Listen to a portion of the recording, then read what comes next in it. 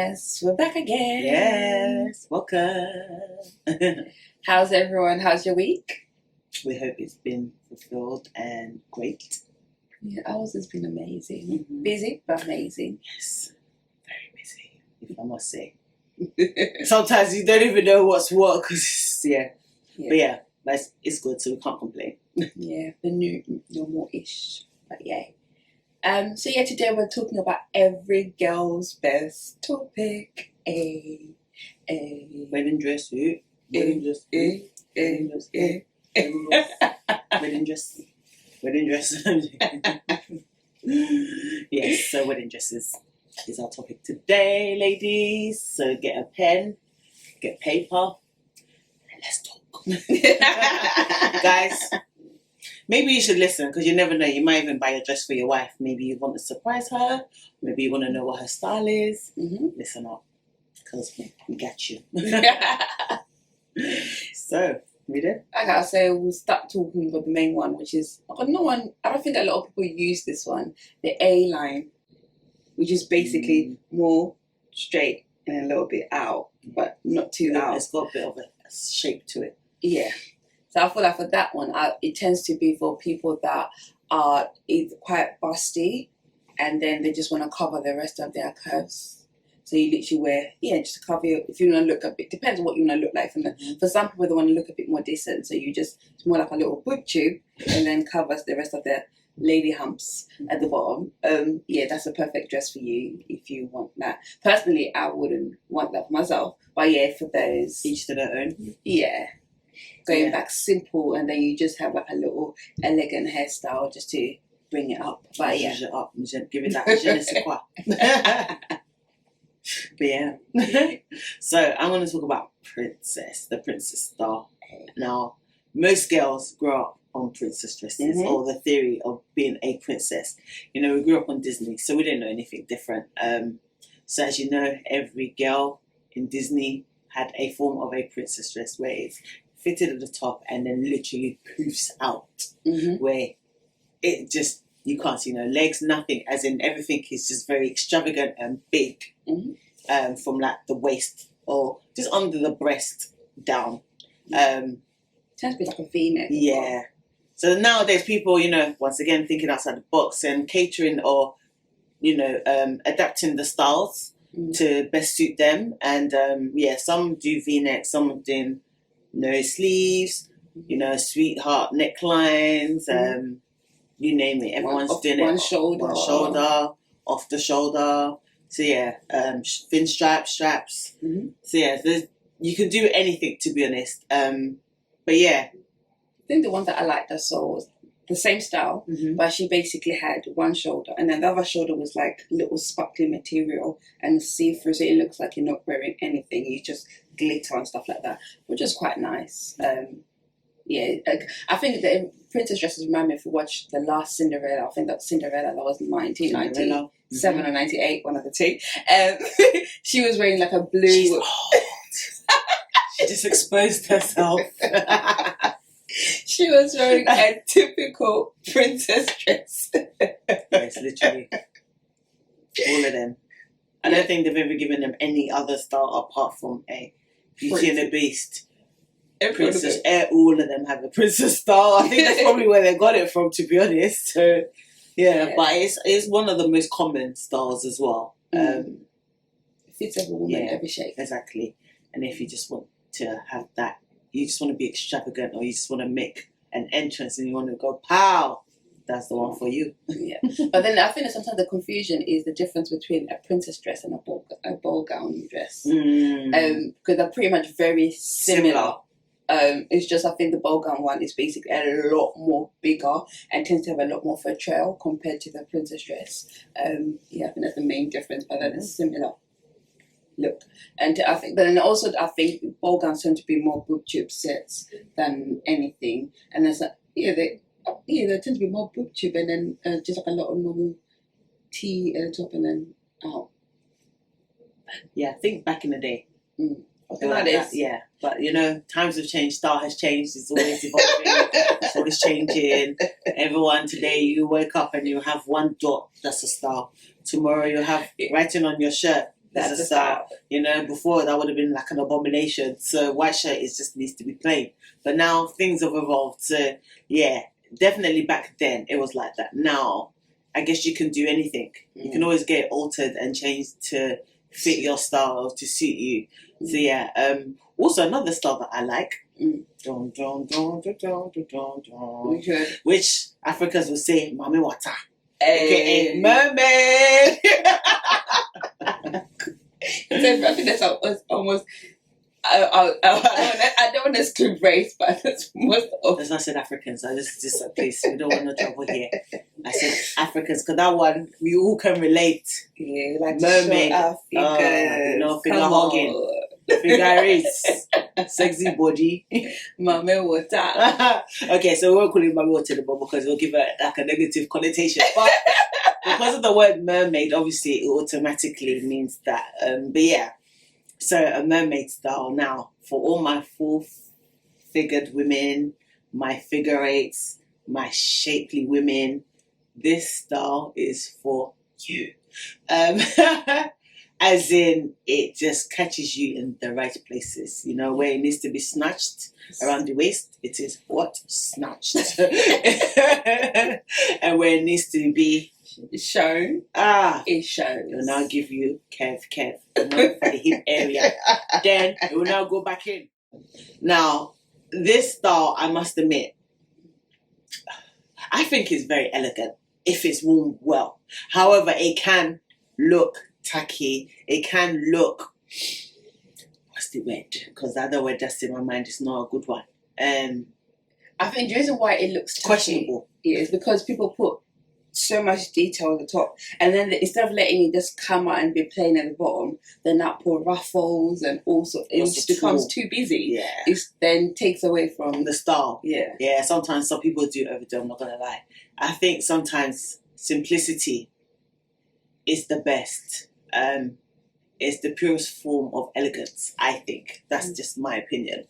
And sometimes just when you put too much, you take away from the style. You take away from the dress, and then it just becomes too busy. And I get everybody wants, once again, to adapt it to their style and make it theirs. But sometimes, sis. But if you think about it, when you were a child, that's the main. You've been like almost every girl's been dreaming of their wedding dress or wedding day. Once. Yeah, do you know what I mean? They're just the kind of dress. So yeah, but then again, you never know until you actually start trying them on, because you could think a mermaid dress will look good for you, and when you actually try it on, it doesn't. True. Yeah, so a princess could be the one for you. Yeah, or just a normal fitted one that is not too, because a fitted one is just not. It's not as. It's fitted, hugging, but it's not as hugging as a mermaid. It could probably come up to there and then it comes out a bit more, or goes straight and stuff like that. Where a mermaid just is. Yeah, and that's why I guess an A-line would come into it. And even the column dresses where it's just more straight, and then like an A-line has a bit of a flare to it, so it has a bit more shape, whereas the column is just more or less like a slip dress where it's just straight. Those that sometimes want to hide their curves are most likely to go for one of those two styles, to cover up, because they don't want that attention, which is your opinion and one. If that's what you want, or your preference, then by all means do what is best for you. So yes, I guess there's so many styles, to be honest, but those are like the basics that, you know, people use, and then they build from it and create their own style. So yeah, so if you're a bride, definitely try. So what we advise is definitely try on all styles to see what works. But like Ruda said before, you may think growing up, oh yeah, a princess dress or a ball gown will be the one for you, and then you wear it and you look frumpy, or you don't like it, or you hate it. Definitely try all styles. Be open. Also, that leads us to colours. Now, my brides, we are getting really brave, and I'm loving it. I am loving the braveness, as in before, obviously it was just white. White, because you're a virgin. Yes. Ivory, if you're saying you're not a virgin. So in other words, you're just exposing yourself. The colour you wear is basically exposing you. Yeah, for those that didn't know, now you know. However, nowadays, people are daring to be different. Daring to be bold, as in, I love black. Anybody that knows me know I love Please, me don't wear black on a wedding. black. Don't wear black. Now, obviously, as a Ghanaian, my Ghanaians, please, you know black. They'll insult you. As in, when Ghanaians think of black, automatically it means a funeral, aka someone has died. Oh, when they see you black, oh, has someone died? Who died? No, I just love it. But you know, for them, culturally and traditionally, that's what it means. So anything affiliated with death is either black or red. Sometimes black or white, depending on the age of the person. But mainly black and red are affiliated with death for Ghanaians. So where I've seen like black dresses, I'm like, ooh, but I dare not. Bridesmaids wearing all black. Yeah, like, oh, as in, if you dare, not even there, if you dare, wear black, or even as a guest, wear black to somebody's wedding. She's a witch. She's a hater, as Bobrisky would say. Hi haters, as markets, that type. As in, no. But I'm not gonna lie, I've seen so many brides wear black and it looks so nice. And I'm just like, and then I look at mom, I'm like, mom, please. As in, no. So yeah, but like I said, be bold. I've seen some red, like different colours, you know, and some actually, like there was one program that I watched and the woman's dress was purple. And it actually had a significance because I was like, purple? Why would you wear purple? Like, okay. But, for example, her reason was she lost her sister. And her sister's favourite colour was purple. So she wanted to add that, or to fuse that into her dress to make so she feel like her sister is there. Her sister passed and her dad passed in the space of like a few months between the two. And her dad's favourite flower was a rose as well. So the designer that was making her dress made her dress purple or had accents of purple in it to represent her sister, and also had like a rose, and then also her bouquet was full of roses as well to also represent her dad. So some people, sometimes when you see people wearing different colours, it's not necessarily just because they want to be different, but sometimes there is actual meaning behind it, or significant meaning. So yeah, but definitely I'm here for the colours, honestly, I really am. You know? Yeah, I think for me, colours, I'll probably stick to the traditional. The only thing I would probably tell my guests on what to wear. I don't think I'm gonna have all my. Yeah, I don't know if you remember Gabrielle and Wade, where everybody wore black and white. That was beautiful. That's something I would like. Simple black and white. Everybody's a bridesmaid and a groomsman, so that's what I'll probably different. That would probably what I would do. But the only thing I do like lately is that women can wear suits with their, instead of wearing a traditional bridesmaid wedding dress, women are actually wearing a suit. I saw one couple, the guy was wearing a white suit and she was wearing a white suit as well, but her one was a bit more fitted and it was a lot longer as well. What do you call it? Long? It's beautiful. Stuff like that people are doing, which is different, that we never ever would have done if with like 1990s, 80s. We never didn't even think about it. Yeah, how can both of you wear a suit on your wedding day? Are you a man? As in, for the Africans, you understand. As in, no. Even I've seen brides as well in jumpsuits. And nice. I saw one recently, it was so nice. As in, it was so elegant. And I've never really looked at a jumpsuit like that, or how I saw this one. And I thought, actually, this is quite interesting. You know, they still put a spin to it where it had a long train at the end where you saw that it was for a wedding. Do you know what I mean? So it didn't look like your typical jumpsuit, but it was still elegant and it's very nice. Yeah, so people are definitely thinking outside the box with regards to how they're making their entrance, with regards to their clothes and the colours they use, and even the hairstyles. Or even the material that they use for the dresses. Red lipsticks, like before, especially if you're black. You wouldn't wear red lipstick to your wedding, like the white bit. You go to the more natural looking colours, and then later on nighttime you can change it up to like a bright colour. But people are actually wearing bright red lipstick just to go to church yourself.